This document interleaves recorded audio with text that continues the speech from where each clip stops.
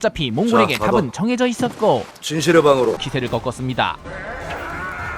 저런 놈은 처음 본다.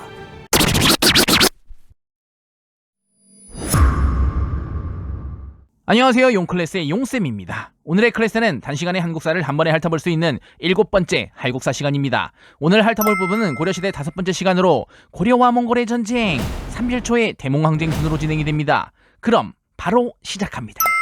무신들이 서로 죽이고 때리고 난리치고 있을 때 중국 대륙에는 세계 최강의 몽골이 등장했고, 몽골에 쫓겨 고려에 들어온 거란을 같이 격퇴하는 과정에서 고려와 몽골은 외교관계를 맺게 되니 이것이 강동성 전투입니다. 이후 몽골은 사신을 보내 고려에게 무리한 요구들을 시도했고, 돌아가던 사신 저고예가 피살되는 사건이 일어납니다.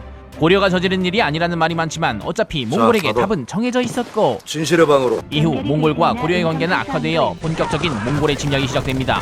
세계 최강 몽골군의 9차례 침공에 무신들의 무능함까지 더해지면서 고려는 우리나라 역사상 손가락에 꼽히는 처참한 시기를 맞이하게 됩니다. 사실 몽골은 우리나라뿐만이 아니라 전 세계를 대상으로 정복 활동을 하고 있었고, 지배보다는 정복에 중점을 두고 있는 민족이었으며 중간중간 왕위 계승 분쟁 등의 내부 사정도 있었기 때문에 다행히도 우리나라에 100% 전력을 다하지는 못해 강화와 전쟁이 반복되는 상황으로 흘러갔습니다. 몽골과의 항쟁 중에 가장 대표적이고 잘 알려진 것이 1차 침입 때 박서와 김경송 장군이 항전한 귀두선 전투입니다. 3만의 군대를 이끌고 나타난 사령관 살리타는 국경지대에서 손쉽게 고려의 항복을 받아내고, 군대를 3개의 부대로 나누어 북로군에게 전략적 요충지인 귀주를 점령하게 하고 본군은 수도인 개경으로 진격하였습니다. 이때는 몰랐습니다. 귀주성에서 4개월이나 있을 줄은. 나 3일치 속옷밖에 없는데? 긴장해야 돼. 전 세계를 때려부시며 산전수전 다 겪은 몽골군에게도 방어 이벤트 전문 업체를 운영 중인 박서와 전투력 만렙 김경손 장군의 콜라보는 힘든 상대였습니다. 특히 전쟁 초반 김경손 장군은 몽골의 대군을 상대로 단 12명만 데리고 성문을 나가 상대방의 적진을 기습하여 기세를 꺾었습니다. 이후 박서는 귀주성의 방어를 김경손에게 맡기고 본격적인 전투에 돌입합니다.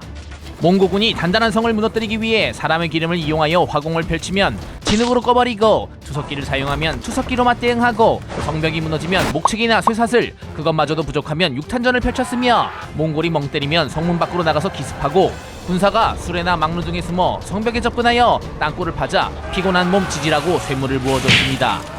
이후 몽골군의 갖가지 전술에 필사적으로 저항하면서 몽골의 본군이 개경에 고려 정부와 강화를 맺기까지 귀주성은 함락당하지 않았습니다. 하지만 이후 몽골과 강화를 맺은 왕의 명령으로 인해 성문을 열게 되고, 당시 몽골군의 70대 배쩌노장 장군은 전 세계 애들 다 발라봤지만 이렇게 점령당하지 않은 성은 처음이라는 말을 남겼다고 합니다. 저런 놈은 처음 본다. 이후 몽골은 72명의 다루가치라는 고려를 감시하는 관리를 설치한 후 돌아가게 되고, 정신 못 차린 고려는 다시 몽골과의 항쟁을 위해 강화도로 수도를 옮깁니다. 이 소식을 들은 살리타는 2차 침공을 하게 되고, 수중전에 약한 몽골군은 강화도로 진입하지 못한 채 남하하여 전인성을 공격합니다. 우습게 봤던 전인성에서 승려 김윤우에게 화살을 맞고 적장 살리타가 죽으면서 몽골군은 퇴각하게 됩니다. 스님, 나이샷. 하지만 진공 과정에서 거란의 진공 시에 만들었던 조조대장경이 불에 타 없어지고 맙니다. 이후 3차 침입 때도 몽골군은 강화도에 진입하지 못했지만 우리나라 전 영토를 들쑤셔놨고, 이때 유명한 황룡사 구추목탑도 캠프하여 당하고 드디어 강화도에 있던 정부는 팔만대장경을 만들기 시작합니다. 부처님이 도와주실 거야. 이후 4차부터 9차의 진입까지는 조금씩 다른 이유들이 있었지만 입조와 출륙을 이유로 계속 싸우게 되는데, 입조는 고려왕이 몽골의 황제를 만나러 가는 것이고, 출륙은 강화도에서 나오라는 말입니다. 고려 정부는 실세였던 무신집권자들이 이 입조와 출륙을 계속 거절하면서 침공이 계속됩니다. 대책도 없으면서 반대만 하면 어쩌자는 거야. 대책 있어? 아니 없어요. 없었어요? 없어요. 없었어요? 아니 없어요. 있었는데. 아니 없어요 그냥. 4차부터 9차에서의 전투 중에서는 5차 진입 때 충주성 전투가 유명합니다. 몽골군은 여러 개의 성을 공격한 후 충주성에 이르렀는데, 거기에는 처인성에서 살리타를 죽였던 김윤우가 있었습니다. 형이 왜 거기서 나와? 지도부는 이미 째고 없는 상태로 김윤우는 백성과 노비들을 잘 지휘하여 몽골의 군대를 막아냈습니다.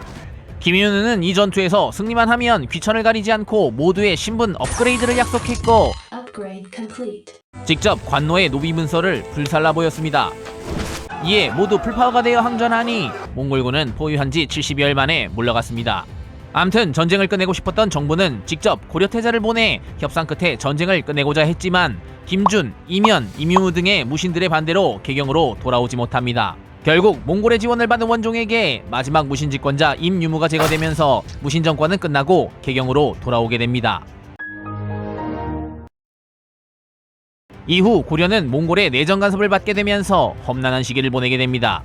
한편 끝까지 강화에 남아서 개경에 안 갈 거야 라고 저항한 세력이 있었으니 바로 삼별초입니다. 삼별초는 최후 시절에 만든 군사조직으로 야간의 질서 유지를 위해 만든 야별초라는 군사조직이 좌우별초로 확대되었다가 나중에 몽골에 잡혔다가 돌아온 군인들인 신우군까지 합쳐지면서 삼별초라고 불리게 됩니다.